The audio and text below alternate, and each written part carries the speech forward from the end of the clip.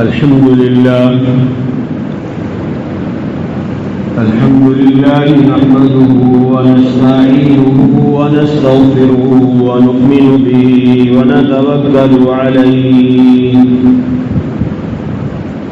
ونعوذ بالله من شرور أنفسنا ومن سيئات أعمالنا من يهده الله فلا مضل له ومن يضلله فلا هادي له ونشهد أن لا إله إلا الله وحده لا شريك له ونشهد أن سيدنا ومولانا محمدا عبده ورسوله أما بعد فأعوذ بالله من الشيطان الرجيم بسم الله الرحمن الرحيم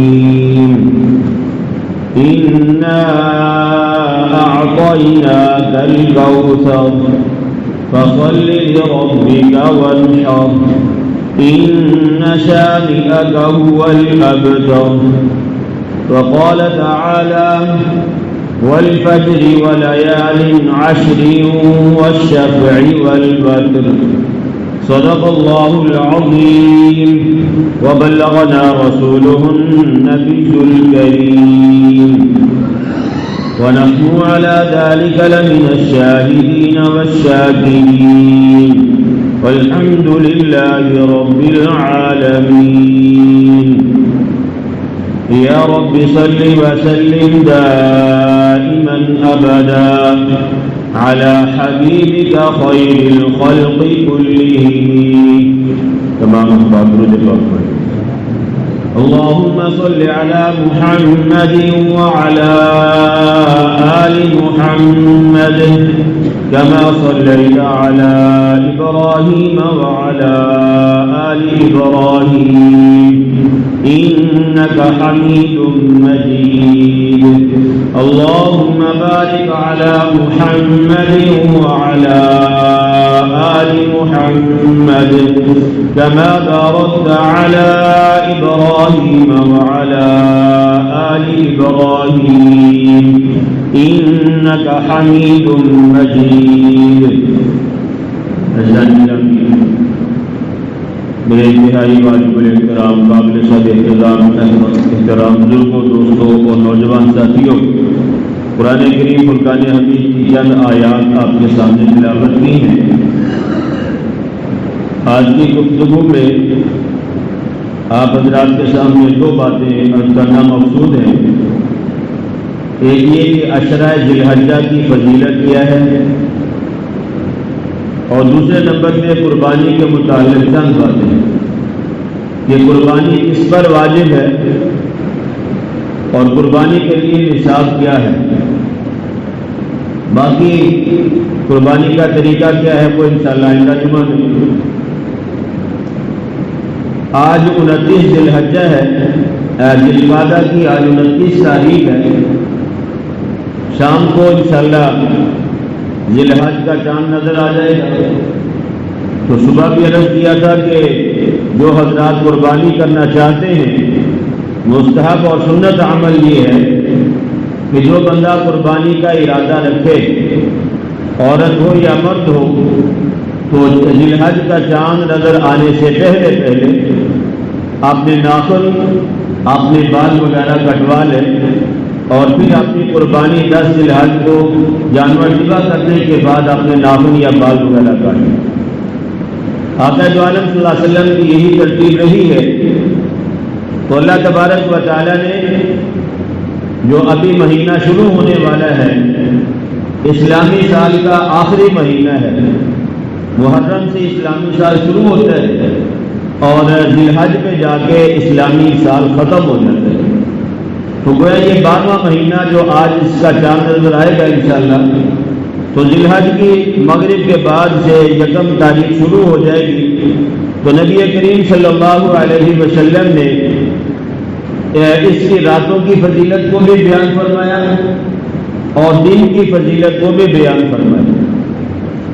فرمایا کہ رمضان المبارک کے بعد سب سے زیادہ فضیلت والے جو دن ہیں، عظمت والے جو دن ہیں اللہ تبارک و تعالیٰ کے ہاں، وہ عشرہ ذی الحجہ ہے، ذی الحج کے پہلے 10 دن ہیں، اور فرمایا کہ اس میں ایک دن کا روزہ رکھنا گویا فرمایا کہ 1 سال کے روزوں کے برابر ہے۔ کل آپ نے پہلا روزہ رکھا، روزہ ایک رکھا ہے، لیکن ثواب کے اعتبار سے، اجر کے اعتبار سے، نیکیوں کے اعتبار سے آقا دو عالم صلی اللہ علیہ وسلم نے فرمایا کہ اللہ تبارک و تعالیٰ ایک روزے پہ بندے کو 1 سال کے روزوں کا اجر اور ثواب عطا فرماتا ہے۔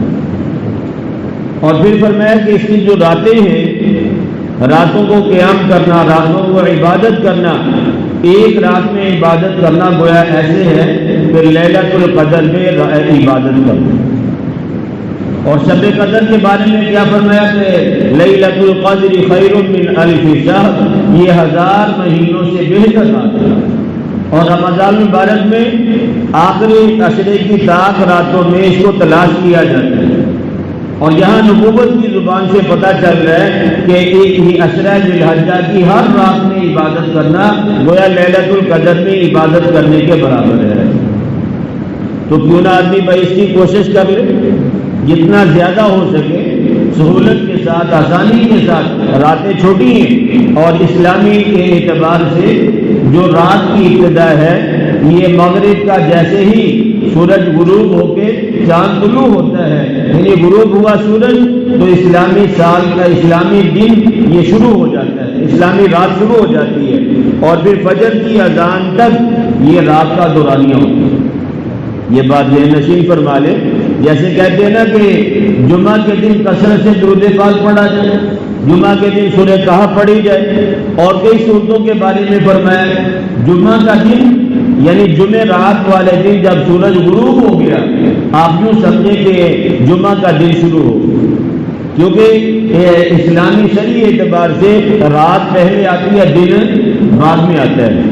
تو جیسے ہی مغرب کی اذان شروع ہوئی گویا کہ یہ جمعے کا دن شروع ہو جاتا ہے جمعہ رات کے اعتبار سے، اسی لیے اس کو شب جمعہ کہا جاتا ہے کہ جمعہ رات کا سورج غروب ہوا تو ساتھ ہی جمعے کی رات جو تھی وہ شروع ہو گئی۔ تو اگر کوئی صاحب مجبور ہے کام کاج کی وجہ سے، تھکاوٹ ہو جاتی ہے، اگر وہ مغرب کے بعد بھی کچھ عبادت کر لے گا تو یہ گویا لیلۃ القدر میں عبادت کے مترادف سمجھا جائے۔ اور پھر اگر کوئی بندہ رات کو اٹھ کے تہجد پڑھ سکے تو کیا ہی نور علی نور ہے، لیکن اگر کوئی شاید نہیں اٹھ سکتا، راتیں چھوٹی ہیں، کام کاج مشقتیں زیادہ ہیں، طبیعت اتنا برداشت نہیں کرتی، تو میں نے عرض کیا کہ 2-4 نفل، 6 نفل یا 8 نفل تہجد کے پڑھ لیے جائیں۔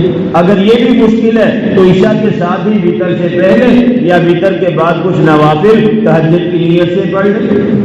اور اگر یہ بھی مشکل ہے تو نبی کریم صلی اللہ علیہ وسلم نے فرمایا کہ جو بندہ فجر کی نماز جماعت کے ساتھ پڑھ لے اور عشاء کی نماز کو بھی جماعت کے ساتھ ادا کرے، پہلے عشاء پڑھی جماعت کے ساتھ اور پھر فجر کی نماز جماعت کے ساتھ پڑھی ہے، فرمایا جس نے یہ دونوں نمازیں جماعت کے ساتھ پڑھی ہیں گویا اس نے ساری رات عبادت میں گزاری۔ تو یہ کوئی کم سوچا ہے بھائی؟ یہ سال کے 12 مہینے یہ پیکج ہے، فجر اور عشاء یہ دونوں تکبیر اولیٰ کے ساتھ باجماعت ادا کر لیں، فجر عشاء پڑھ کے جا کے سو جائیں، فجر سے 10-15-20 منٹ پہلے اٹھ کے تیاری کر کے سنتیں پڑھ کے نماز ادا کر لیں، اللہ تبارک و تعالیٰ کے کاموں میں آپ لوگ ساری رات عبادت کرنے والوں میں شامل ہو جائیں۔ ٹھیک ہے بھائی؟ تو اس لیے یہ نہیں ہے کہ شریعت نے ہمیں کوئی بہت زیادہ پابند کیا کہ تم ایک ٹانگ پہ ساری رات کھڑے ہو کے عبادت کرو، یا یہ کہ بیوی بچوں کو چھوڑ کے جنگلات میں چلے جاؤ، عبادت کے لیے کوئی مخصوص طریقے نہ جو سہولت کے ساتھ ہو سکے، جتنا سہولت کے ساتھ ہو سکے، شریعت نے ہمیں کسی جگہ پہ بھی مجبور نہیں کی۔ ایک مریض ہے وہ کھڑا ہو کے نماز نہیں پڑھ سکتا، شریعت کیا کہتی ہے بھائی تو بیٹھ کے پڑھ، اور اگر وہ بیٹھ بھی نہیں سکتا شریعت کہتی تو لیٹ کے پڑھ لے، لیٹ کے بھی نہیں پڑھ سکتا شریعت کہتی تو اشارے کے ساتھ پڑھ لے۔ اگر کوئی بے ہوش ہو گیا یا وہ اپنا بالکل سب کچھ کھو بیٹھا ہے تو جب تک دوبارہ نارمل نہیں ہو جاتا شریعت کے سارے احکام ہٹ جاتے۔ تو اس لیے یہ بات یہ نشین فرما لیں کہ یہ جو 10 دن ہیں اللہ تبارک و تعالیٰ کو یہ عبادت کے اعتبار سے بڑے محبوب ہیں. ان میں عبادت کرنا اللہ تبارک و تعالیٰ کو بہت زیادہ پسندیدہ ہے. اور پھر فرمایا نبی پاک صلی اللہ علیہ وسلم نے کہ ایک روزے کی کا ثواب 1 سال کے روزوں کے برابر ہے. اور اگر آپ شریعت کا مطالعہ کریں نا بھائی، فضائل کی دنیا میں جائیں، فضائل کی دنیا میں آپ جہاں بھی جائیں گے آپ کو یہ پتا چلے گا کہ قرآن کی ایک آیت پڑھنے پہ اتنا اجر ہے، ایک لفظ سیکھنے پہ اتنا اجر ہے، معنی مفہوم مطلب سمجھنے میں اتنا اجر ہے، سارا کچھ ہے. لیکن یہ آپ کو کہیں نہیں ملے گا کہ آئندہ کچھ عرصے کے بھی گناہ معاف ہو جائیں اور پچھلے بھی گناہ معاف ہو جائیں. ایسے بہت کم ہوگا. جیسے بھی آپ نے سنا کہ ایک روزے کا ثواب کتنا ہے بھائی؟ 1 سال کے روزوں کے برابر ہے. بس یہی ہے.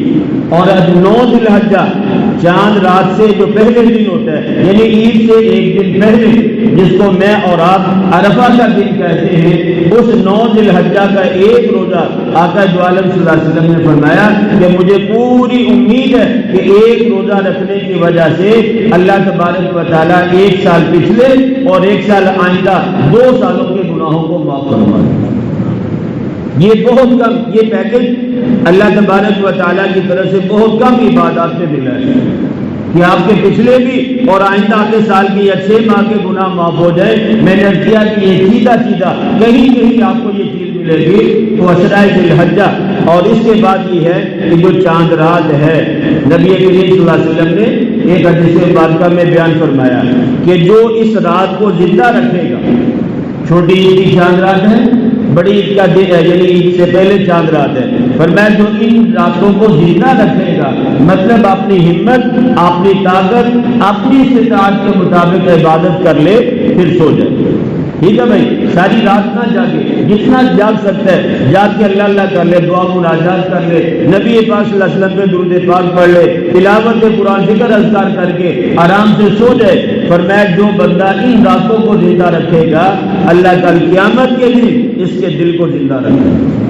ہر طرف ہولنا کیے ہیں، ہر طرف گھبراہٹ ہی گھبراہٹ ہے. ان زلزلۃ الساعۃ شیء عظیم، فرمایا قیامت کا زلزلہ بڑی خوفناک چیز ہے.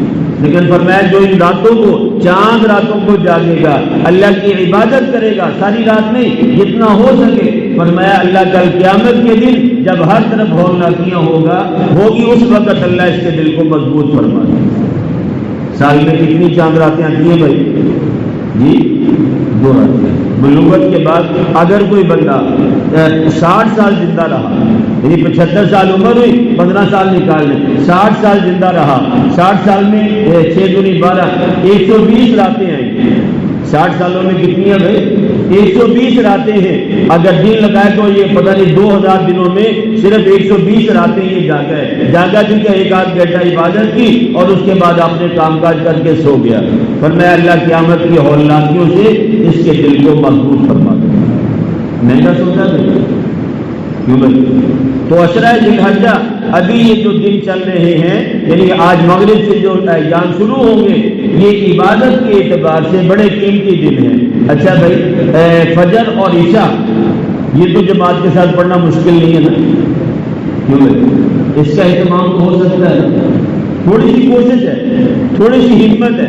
آپ ہمت کریں، نیت کریں، اللہ ان 10 دنوں میں نے کوئی جماعت نہیں چھوڑنی، میں نے عشاء بھی جماعت کے ساتھ ادا کرنی ہے، میں نے فجر بھی پڑھنی ہے. آپ ہمت اور نیت پکی کر لیں، اللہ سے دعا کریں، اللہ غائبانہ طور پہ آپ کو ہمت بھی دے گا، توفیق بھی دے گا.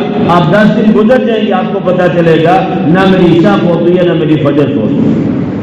طلب اللہ کو دکھائیں، تڑپ اللہ کو دکھائیں، اللہ سے مانگے. اللہ تبارک و تعالیٰ کی رحمت بہانے ڈھونڈتی ہے کہ کسی نہ کسی طریقے سے میں اپنے بندے کے لیے بخشش اور مغفرت اور معافی کا فیصلہ سناؤں. کمی ہمارے اندر ہے، کمی ہمارے مانگنے میں ہے، اللہ تبارک و تعالیٰ کے دینے میں کوئی کمی نہیں ہے. اور ان 10 ایام میں 3 عبادات، تکبیر ہے، تحلیل ہے، تحمید ہے. تکبیر ہے، تحلیل ہے اور تحمید ہے.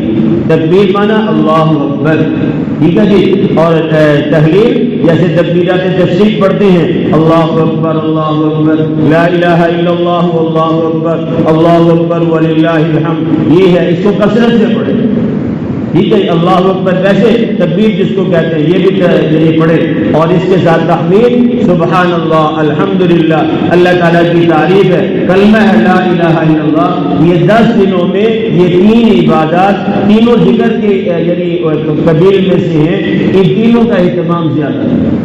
چلتے پھرتے تکبیرات پڑھیں، چلتے پھرتے اللہ کا نام لیں، اللہ اکبر پڑھیں، یہ اسی طرح تحمید جس میں اللہ کی حمد و ثنا ہے، جیسے الحمدللہ یا سبحان اللہ ہے، یہ کثرت کے ساتھ پڑھیں۔ اور جیسے آپ نے یہ فضائل اعمال میں بارہا یہ حدیث مبارکہ سنی ہے کہ حضرت ابو یزید قرطبی رحمۃ اللہ علیہ، شیخ ابو یزید قرطبی رحمۃ اللہ علیہ، انہوں نے یہ حدیث مبارکہ سنی کہ جو بندہ اپنے لیے یا کسی کے لیے 70,000 مرتبہ کلمہ طیبہ پڑھ کے ذخیرہ کر لیتا ہے، جب یہ بندہ قبر میں جائے گا اس 70,000 مرتبہ کلمہ پڑھنے کی برکت سے اللہ اس کو عذاب جہنم سے بچا لے گا۔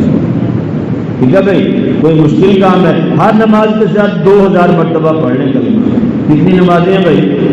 5 نمازیں ہیں، ٹھیک ہے جی، 10 ہو گیا، 10,000 ہو گیا، رات کو سونے سے پہلے 2,000 مرتبہ پڑھ، ٹھیک ہے جی، تو کتنا مرتبہ ہو گیا یہ 12,000 یا 1,000 مرتبہ پڑھ لیں، ٹھیک ہے جی، اور رات کو سونے سے پہلے وقت طے کر لیں اور تعداد متعین کر لیں کہ میں نے 10,000 مرتبہ روزانہ پڑھنا ہے یا 7,000 مرتبہ دوبارہ روزانہ پڑھنا ہے، تو 10 دن میں آپ کا 70,000 ہو جائے۔ اس کو اپنا جو وظیفہ حیات بنا لے۔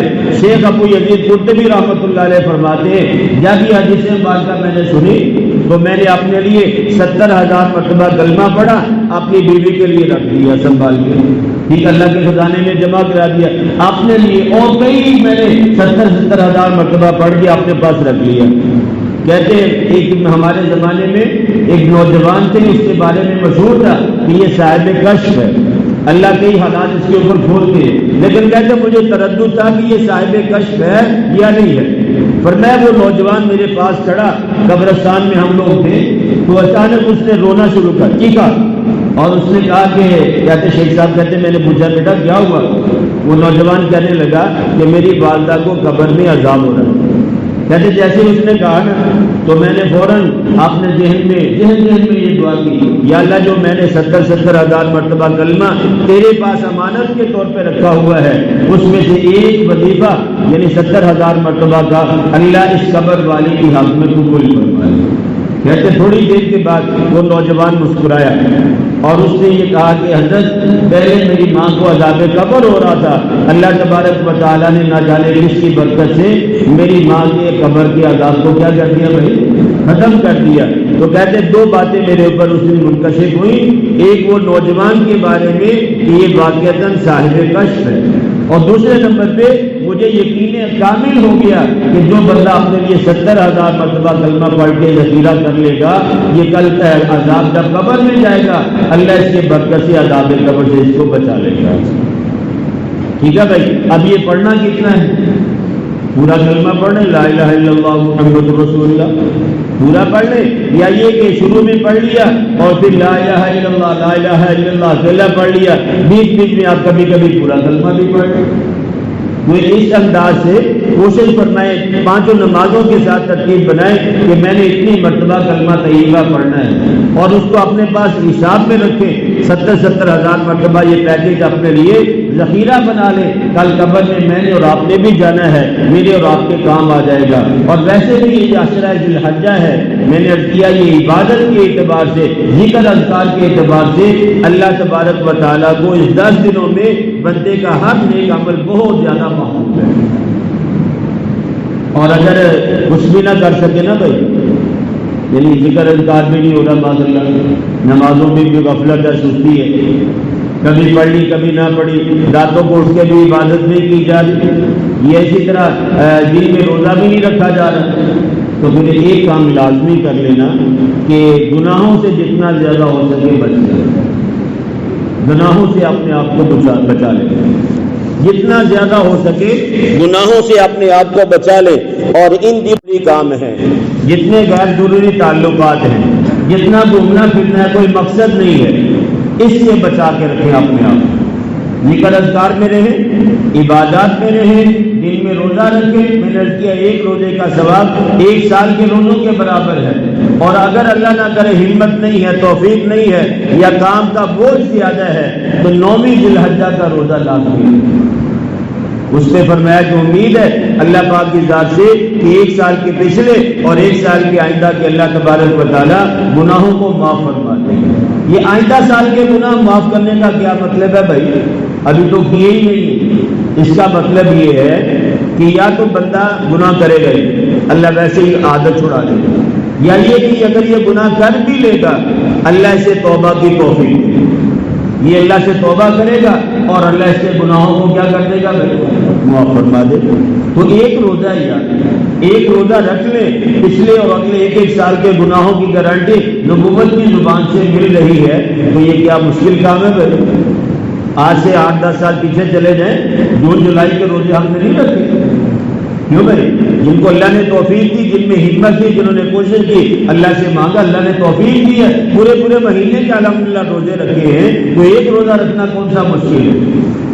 اب دوسرا جو موضوع تھا وہ یہ تھا کہ قربانی کس پر واجب ہے.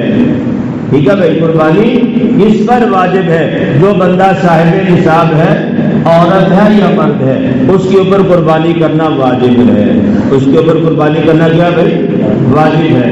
جمہور کے نزدیک قربانی کرنا سنت مؤکدہ ہے.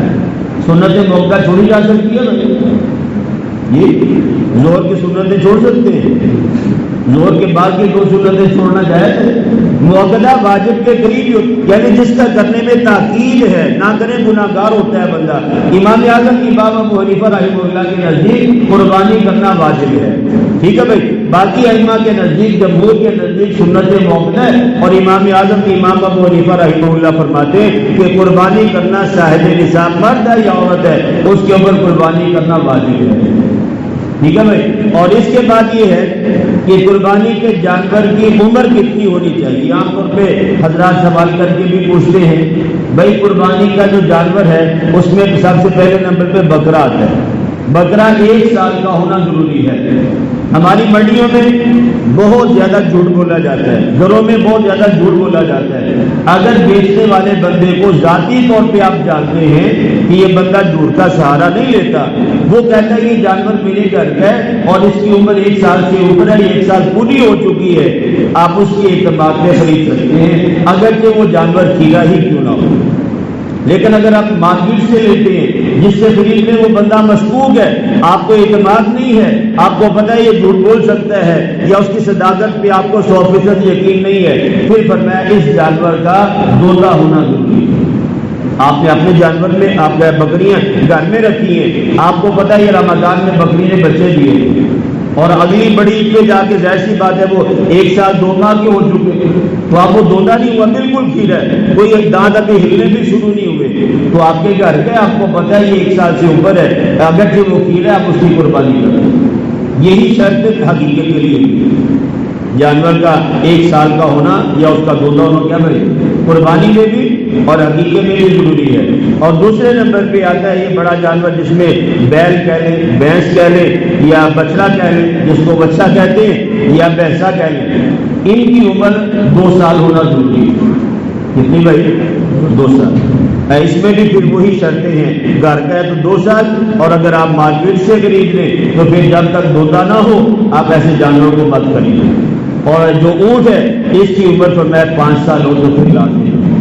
5 سال کا ہونا اونٹ کا کیا ہے بھائی ضروری ہے. اور اگر کسی جانور کی آپ کو شک ہے، آپ منڈی میں گھوم رہے ہیں، تو بھائی اگر اللہ نے آپ کو لاکھ روپے کی 1.5 لاکھ روپے کی طاقت دی ہے تو 2-4 ہزار کا کیوں بچا رہے ہیں؟ کوئی عیب دار جانور ہے، اس میں آپ کو شک پڑ گئی، چھوڑ دیں. آپ کماد میں گھوم رہے ہیں، آپ کو گنوں کی کمی ہے، پہلے ایک نہیں پسند ہے دوسرا توڑ لیں، توڑ لیا پھر ٹھیک نہیں لگا کوئی اور توڑ لیں. جانور خرید لیں، جیب میں پیسے ہیں، اللہ کے دیے ہوئے میں سے اللہ کو دینا، اللہ کے راستے میں خرچ کرنا ہے. تو بھائی اگر کوئی جانور عیبدار معلوم ہو رہا ہے آپ اس کو چھوڑ دیں، کوئی اچھا لے لیں.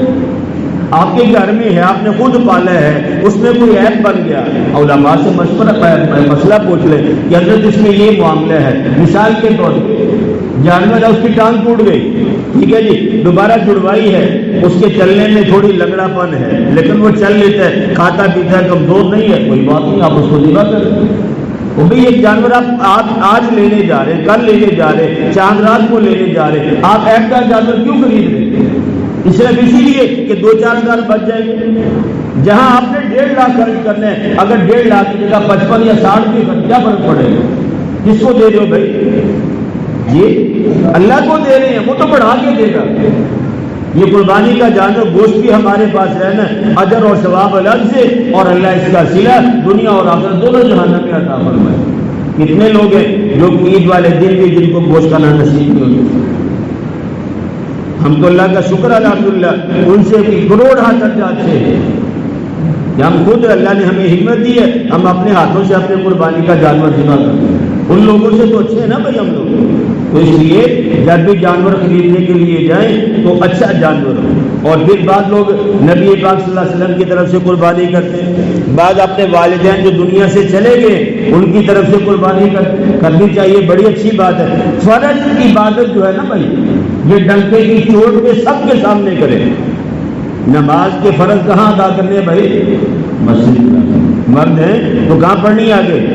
بولو، مسجد میں آگے۔ نفلی عبادت کو چھپ کے کیا جاتا ہے۔ آقا دو عالم صلی اللہ علیہ وسلم تہجد کی نماز اپنے گھر میں ادا کیا کرتے ہیں، ٹھیک ہے جی، اور جو فرض ہے یہ مسجد نبوی کے مصلی امامت میں کھڑے ہو کے پڑھایا کرتے تھے۔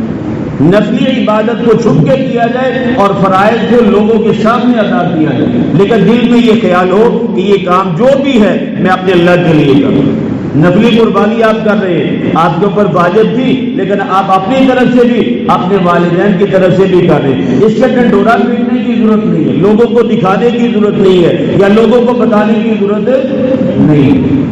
جس کے لیے کر رہے ہیں، یہ ثواب کس کے لیے ہے؟ یہ اللہ تبارک و تعالیٰ میری اور آپ کے شہادت سے بھی زیادہ قریب ہے۔ میرے اور آپ کے دل میں پیدا ہونے والے خیالات کو اللہ کی ذات جانتی ہے۔ یہ کس لیے کر رہا ہے؟ نام و نمود نہ ہو، اللہ کی رضا کے لیے کرنے چاہیے جانور کو ذبح۔ اور پھر میں نے عرض کیا کہ بعض حضرات یہ کرتے ہیں کہ حضرت میرے پاس پیسے ہیں، میرا ابو زندہ ہے، میری اماں زندہ ہے، یا دونوں دنیا سے جا چکے ہیں، میں اپنے ابا کے اصالِ ثواب کے لیے قربانی کرتا ہوں اور آئندہ سال دوسرے سال میں اپنی امی کے اصالِ ثواب کے لیے کر دیتا ہوں۔ اور بھائی تو خود کر رہا ہے یا نہیں جی، میں اپنی طرف سے نہیں کر رہا۔ جو فوت ہو چکے ہیں وہ تو احکام ان سے اللہ نے کیا کر دیے بھائی؟ ختم کر دیے۔ جو فوت ہو گیا ہے اس کے اوپر نماز پڑھنا فرض ہوتی ہے بھائی؟ یہ احکامات بندے کی زندگی تک ہیں، جب تک زندگی ہے نماز بھی پڑھنی پڑے گی، روزہ بھی رکھنا پڑے گا، مال ہے تو زکوٰۃ بھی، مال ہے تو حج بھی، مال ہے قربانی بھی کرنی پڑے گی۔ لیکن جب فوت ہو گیا تو پھر احکامات سارے سے ختم کر دیے جاتے ہیں۔ اماں ابا اگر فوت ہو چکے ہیں یا زندہ بھی ہیں لیکن وہ صاحب نصاب نہیں ہے، کنٹرول سارا بیٹے کے ہاتھ میں ہے، پیسے سارے اس کے ہاتھ میں ہوتے ہیں، سب کی ضروریات کو پورا کرنا اسباب کے درجے میں بیٹے کا کام ہے، تو پھر بھائی سب سے پہلے اپنی طرف سے قربانی کرو۔ اگر اللہ نے مال دیے تو اپنے والدین کی طرف سے بھی کرے، لیکن یہ کہ صرف یہ کہ ابا زندہ ہے یا ابا دنیا سے جا چکے ہیں ان کی طرف سے قربانی بعد میں ہے، پہلے بھائی تیری طرف سے ہے، تیرے اوپر قربانی کرنا واجب ہے، نصاب کا مالک تو ہے۔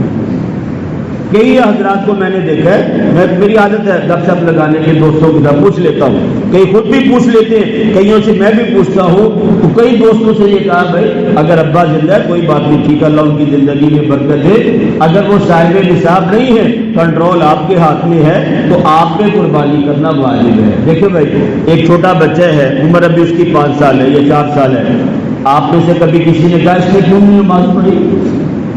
کیوں بھائی اس نے روزہ کیوں نہیں رکھا؟ بھی کیوں نہیں پوچھتے؟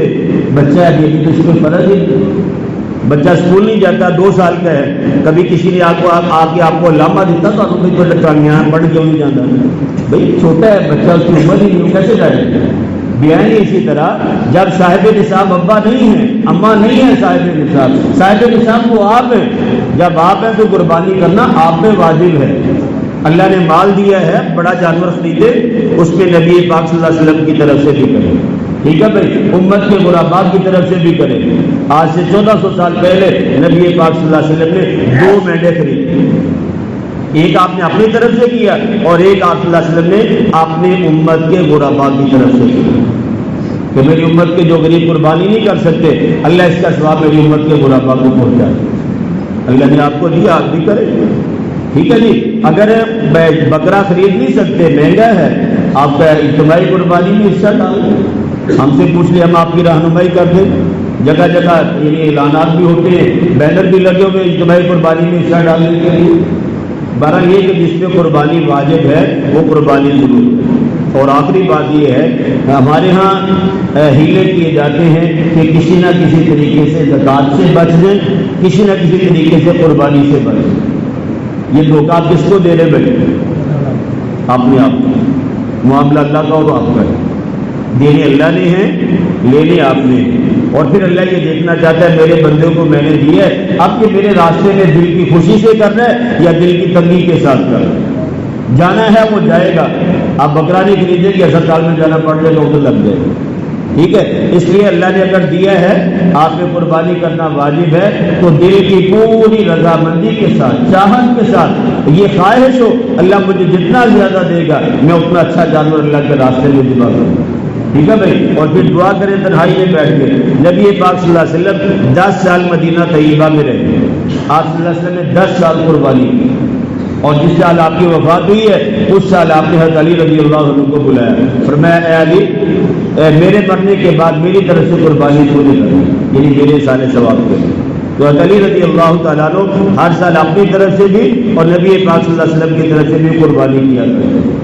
تو اس لیے اگر والدین دنیا سے جا چکے ہیں، اللہ نے آپ کو طاقت دی ہے، آپ ان کے سال ثواب کے لیے بھی قربانی الگ سے کریں، لیکن پہلے آپ کی ذات ہے، پہلے آپ میں واجب ہے، ہمت ہے تو کرے، نہیں ہے تو کل یہ اللہ کے دربار میں نہیں پوچھا جائے گا کہ تیرے والدین دنیا سے چلے گئے تھے، تو نے ان کے سال ثواب کے لیے قربانی کی، ٹھیک ہے بھائی۔ اللہ کی طرف سے دعا ہے کہ جو کچھ کہا سنا گیا، اللہ مجھے بھی، اللہ آپ کو بھی کہنے سننے سے زیادہ سمجھ کر عمل کرنے کی توفیق نصیب فرمائے۔ تمام احباب سنت میں